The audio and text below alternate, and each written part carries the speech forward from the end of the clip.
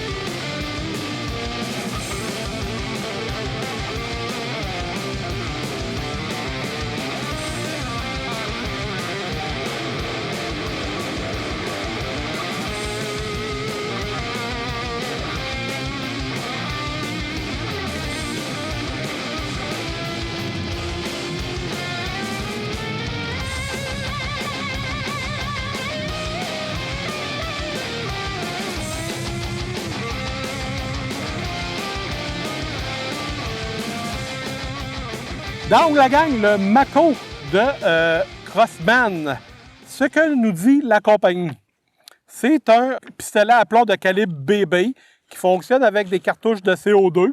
Donc, on s'est mis des cartouches de CO2 au soleil pour pouvoir mettre notre gaz le plus possible en expansion pour essayer notre test de perforation avec la canne de café. On nous promet une vitesse de 425 pieds secondes.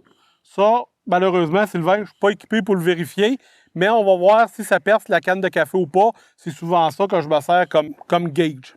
Action. C'est un blowback. Donc, tu veux-tu reculer la... Il y a une action de blowback. On sait que quand il y a des pistolets à plomb de même qui ont du blowback, ça prend quand même beaucoup de CO2 pour l'actionner. Oui. Fait qu'il y a un manque à gagner, ça a puissance, mais on va voir avec la canne de café. La longueur, 8,56 pouces. Pour mes amis européens, je vais vous mettre la longueur en centimètres dans la vidéo juste en bas. Ça pèse 1,71 livres. Le canon est en acier, un smoothbore, donc il n'y a pas de ligne dans le canon, c'est pas fileté. Les mires dessus sont en fibre optique. C'est du métal et du synthétique. Ça fonctionne avec un magazine. Le trigger, c'est un simple action. Et il y a une safety dessus. C'est le pistolet qu'on va vérifier aujourd'hui.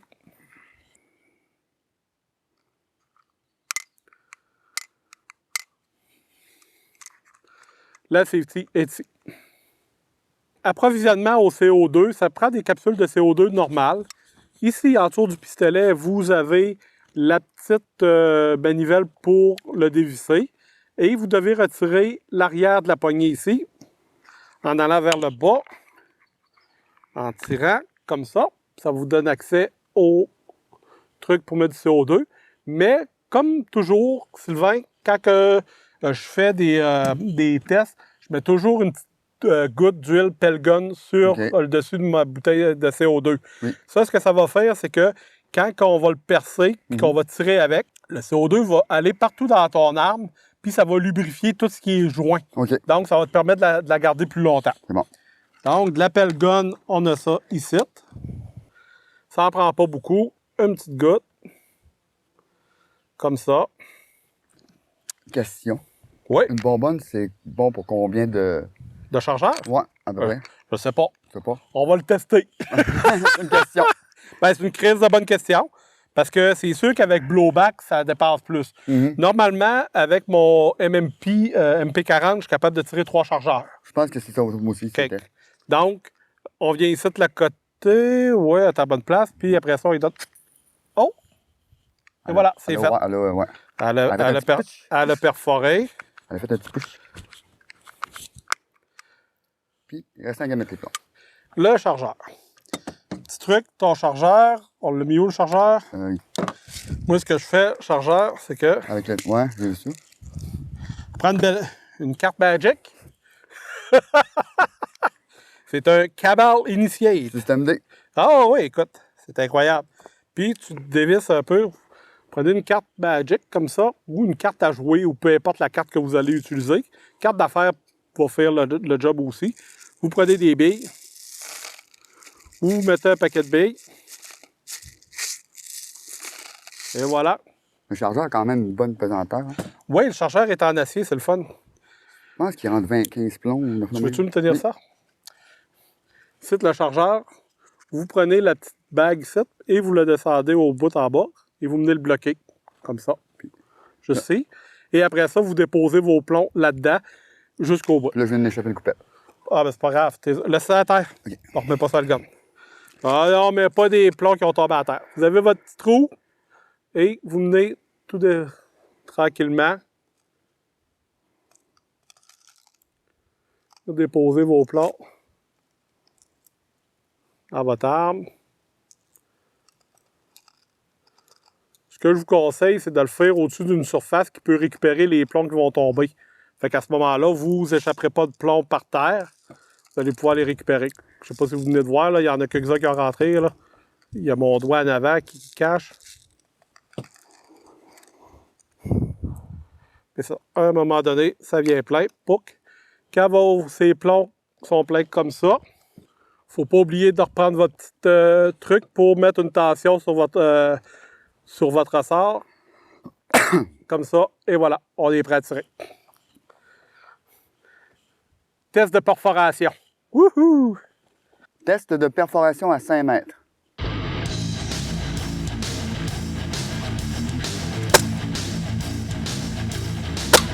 Oh, l'entends-tu?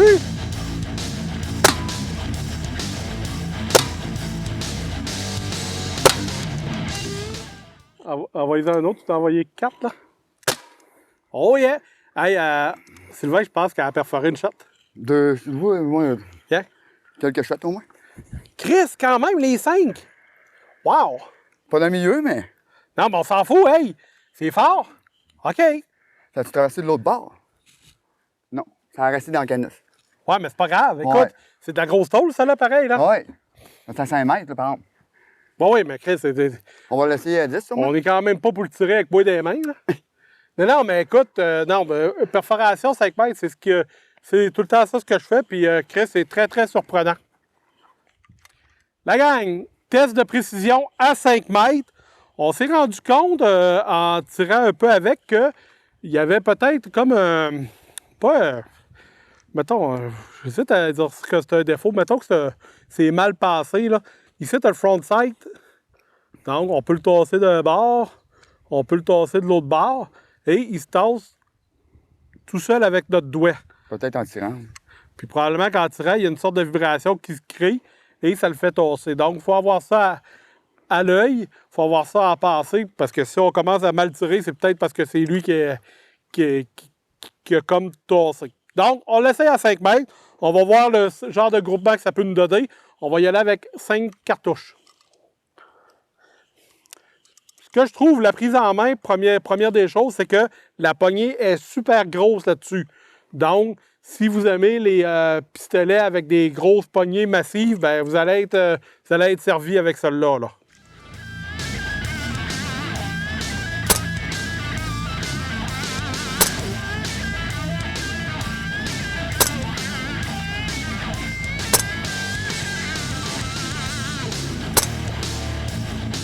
Donc, tiens, tu veux juste remettre ça à la table. Ouais. On va aller voir ça.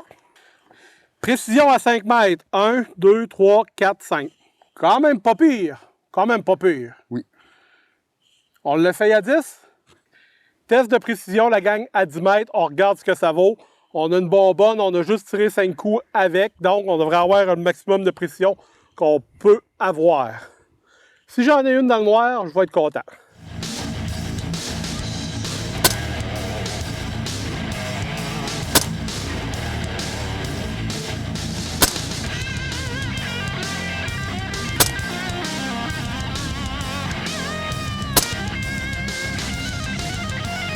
content.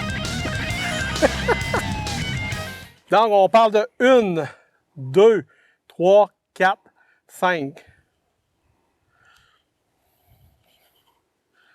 Ça rentre à peu près dans la paume de la main, donc moi je pense que c'est pas mal le maximum qu'on peut faire de précision avec ce genre de pistolet-là, qui n'est pas un pistolet de précision de toute façon, c'est un pistolet de plinking.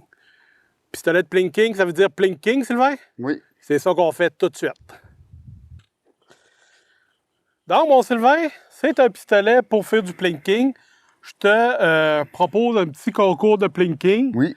Ton Mako contre mon Bersa Thunder Pro. Tu as 5 pigeons d'argile de ton côté. Oui. J'en ai 5 de mon côté. Le premier qui finit. OK? Good. Je pense qu'on doit avoir au moins 15 balles chaque. Donc, ça fait à peu près 3 balles par pigeon d'argile. Le principe de la patente, c'est que faut que le pigeon d'argile soit au moins cassé en deux. S'il y a juste un trou dedans, il faut que tu recommences. Donc, premier qui finit les 5 de son bord. T'es ready? You ready? OK. Fait que, on va y aller au décompte. Enlève-toi de sa sûreté. Ouais. OK, tu commences de même, toi, en plus. Comment ça? Ah non, OK. Ouais, Non, non. Moi, je commence en bas. Ah, OK. Mais, C'est bon. tu es prêt? Oui. Tu donneras le go. Go. Vas-y.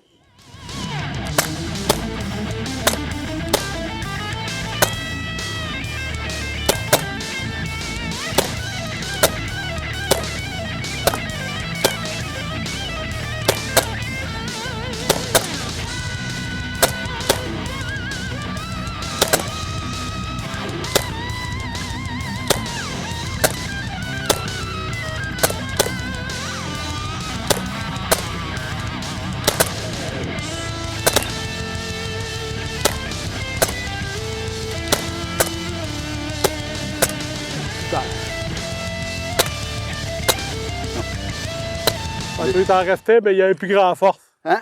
Et puis, ouais, t'en as eu une, deux. Ouais, t'es toutes. Ouais, je les ai Moi, tous. je l'ai pogné. Je pense que j'ai pogné. J'ai pas pogné en haut, non. Ah, en bas à gauche, c'est toi? Ouais, tous ceux-là de ce bord-là, c'est moi. Ah, mais je suis pogné celui à gauche en bas. Ça, c'est à toi. OK, c'est Tu bon, le j'ai défermes. pogné Ah oui, puis t'as payé. Dans le milieu en haut. Ben oui, c'est correct. C'est le fun? Ouais. On a recommencé? Oui. Good. Il y a de la moche, il y a de la grosse boboche. Oh, Sylvain, deuxième prise. oui.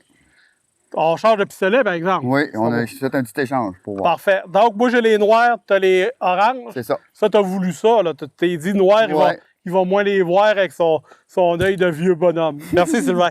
Comme un père pour moi. Fait que, on va attendre ton go. Es-tu correct, là, ton. Ça, c'est bonne dans ça, voir. Oui, il est sur le feu. Oui, tout, je vais me mettre sur le feu. 1, 2, 3, go.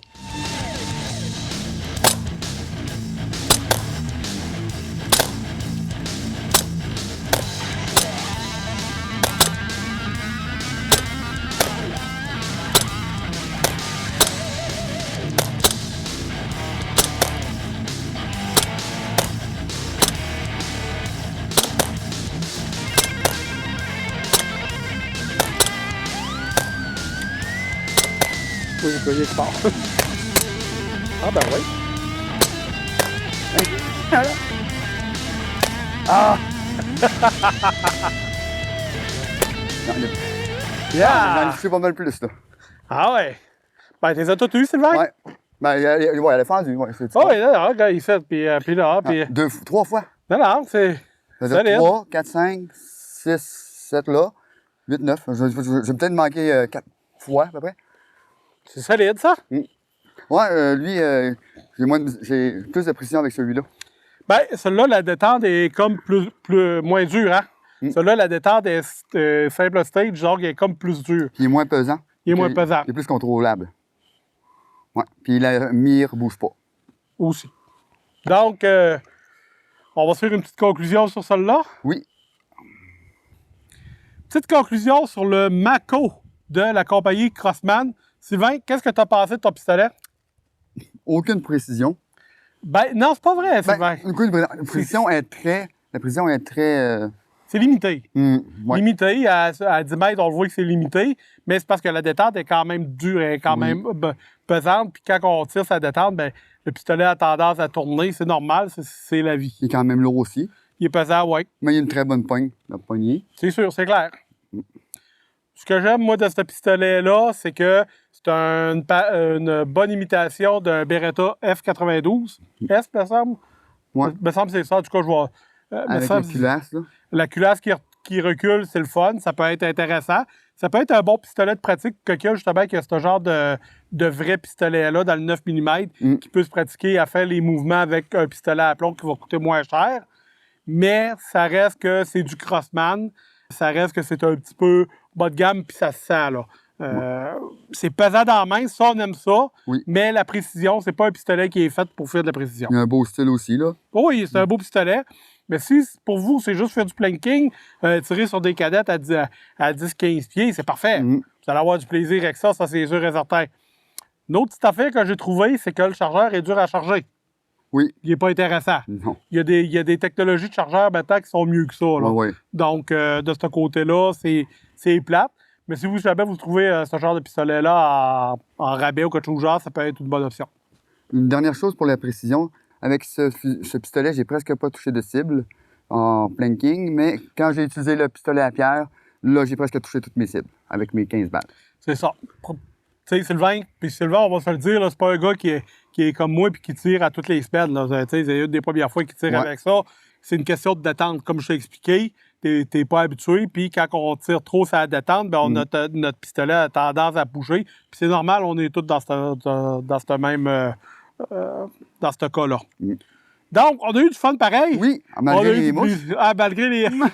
Il y en a en des gros tons, là, ça se promène, ça nous énerve. Vous allez sûrement les voir sur les vidéos, là, c'est fou raide.